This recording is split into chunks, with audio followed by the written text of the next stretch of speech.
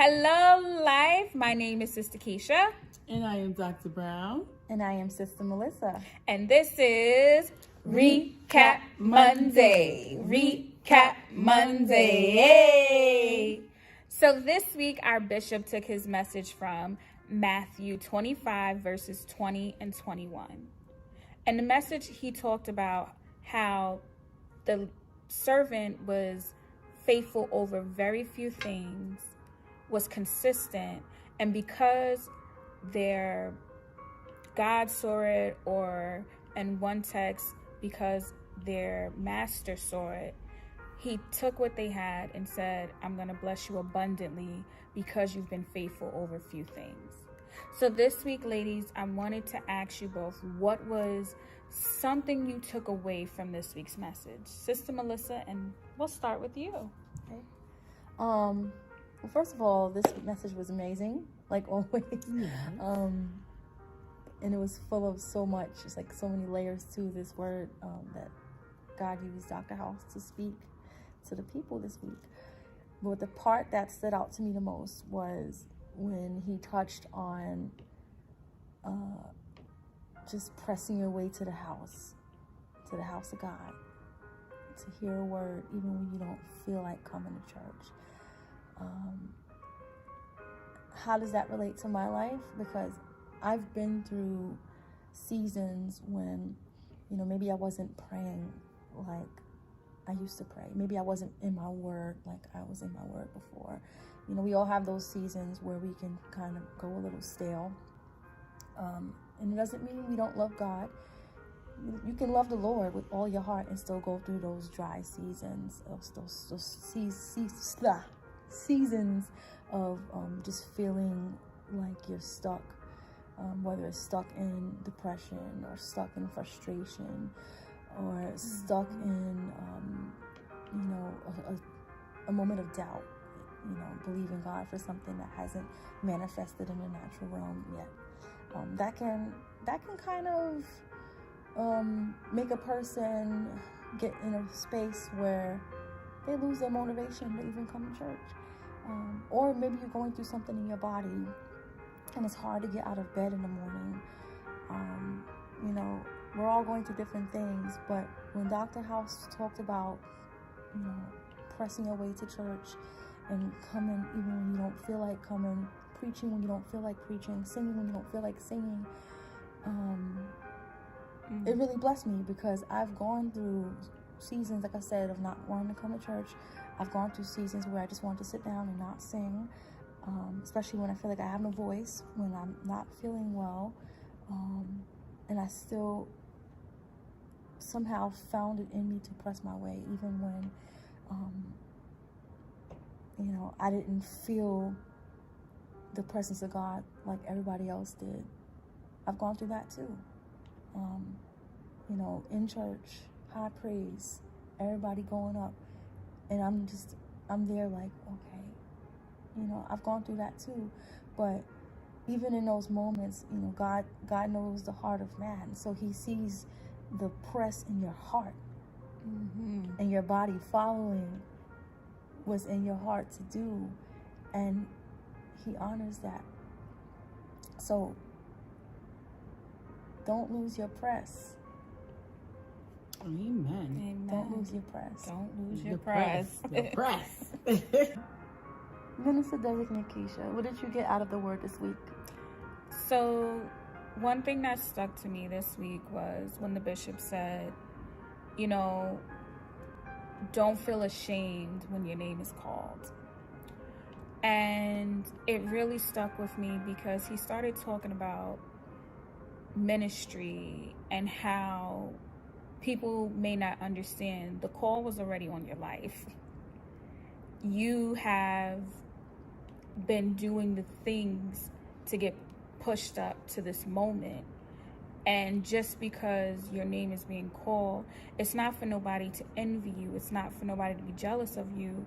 But it's because God is showing you, yourself, not for anyone else, that because you've been doing these small things, or what some people might consider small, but God might consider it big, I'm giving you more leadership power, more, not necessarily power, but more, how do I put these words into context, but I'm giving you more of the burden of the ministry to carry. And that's what he said.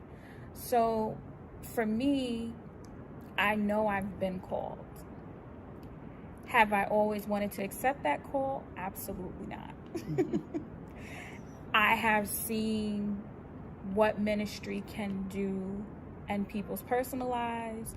I have seen what it can do to you mentally, spiritually, and emotionally.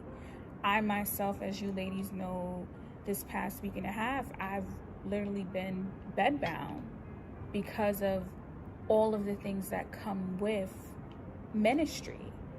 And people may not always understand.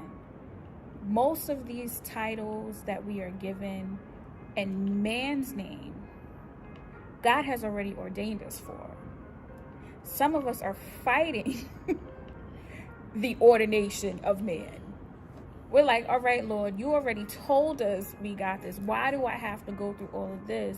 Why do I have to go through the persecution, the execution of what is going to pertain to becoming into this ministry? And then you have to sometimes remember the Bible. Jesus was persecuted. Jesus was crucified. But he did all of this to sacrifice his life because he loved us, because he wanted better for us. And I think for me, I have accepted the fact that this is a gift that God has given me. This is not my gift. This is the Lord's gift that he has given me to share with others. And once I accepted that, it was publicly announced she's a minister in training. And there is more to come. There will be other things to come. But it's not because this is something I've wanted. It's the things that I've done and throughout my life to get to this point. You know, ushering, you know, helping out, volunteering at the church, you know, working with my praise and worship ministry, working in leadership. There's little things that I have done throughout my life, singing on the choir, singing with the praise and worship ministry. And God is saying, well done. Now I need you to do this, because now I need you to take everything that I've poured into you and now pour it out into someone else. Woo! Y'all two have said a lot. Yes. Dr. Brown, what about you?